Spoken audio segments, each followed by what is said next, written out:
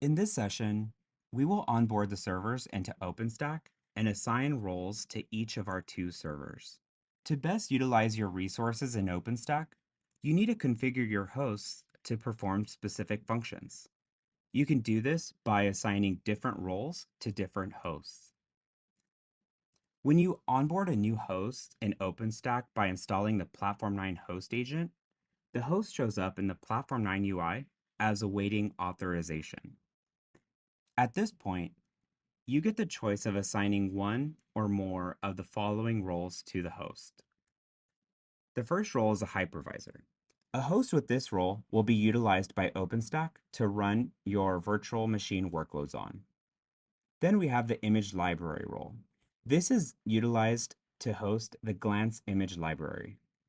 You can also create a highly available image library configuration by assigning the image library role to multiple hosts. Next, we have block storage. This role is utilized to integrate with Cinder block storage by using drivers such as Pure Storage, NetApp, NFS, LVM, and more. Then we have the network node role, where the host will be utilized as a network node.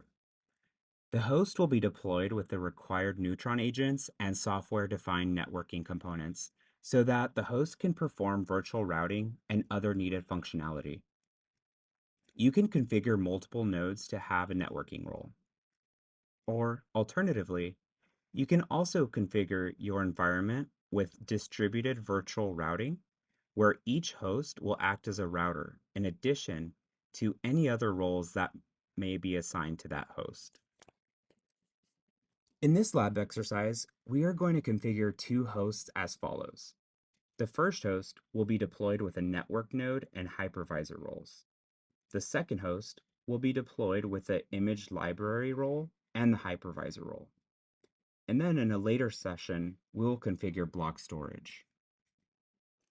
So now that we've added the hosts, addressed the prerequisites, and configured the network in the UI, now we can authorize a host, which can all be done from within the Platform 9 UI. So we'll start by navigating to the Infrastructure tab in the UI, and then click the Authorize button next to the server of your choice.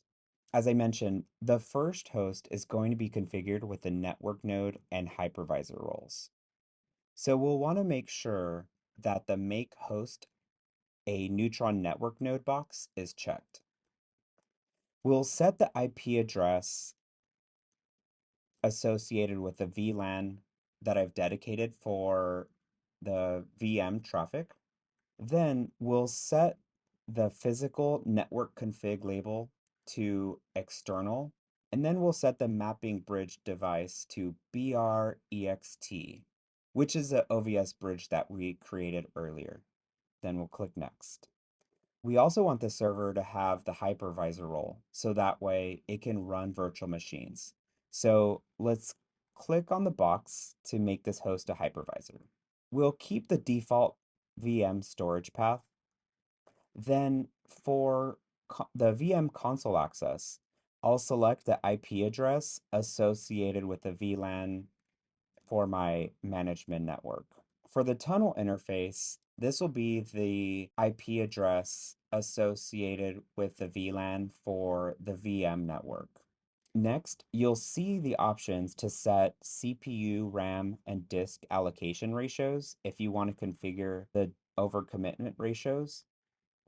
Then we'll have the physical network config label set to external, the mapping bridge device set to BREXT, and then we'll click next. We'll continue clicking next until we reach step 5.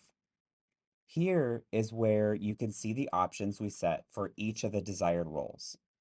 If all looks good, click on Authorize Host. So while the enabled components are being installed and configured, you will see the host in a discovering state. Now let's move on to the second host, which will be deployed with the image library and hypervisor roles. So we're going to go ahead and leave Neutron unchecked in this case. We do want to make this host a hypervisor, so we're going to set the configuration options similarly to how we did with the previous host. Now let's check the box to give this host the image library role. We're going to keep the default path where the images will be stored.